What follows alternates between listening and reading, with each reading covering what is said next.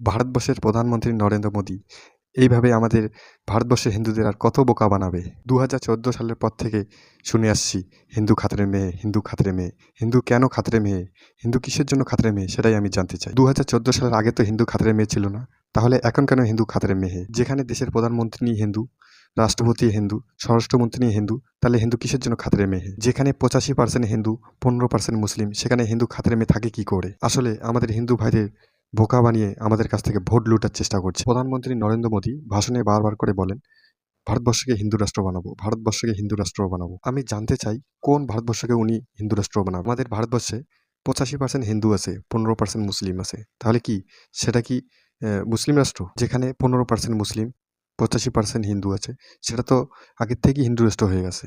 তাহলে নতুন করে কি হিন্দু রাষ্ট্র বানাবে? হিন্দু রাষ্ট্র ঘোষণা করলে যদি হিন্দু রাষ্ট্র হয়, তাহলে উনি 12 বছর ধরে ক্ষমতায় আছেন, তাহলে হিন্দু রাষ্ট্র ঘোষণা করলেন না কেন এখনো? সকলেই বুঝে গেছেন প্রধানমন্ত্রী নরেন্দ্র মোদীর চালাকি।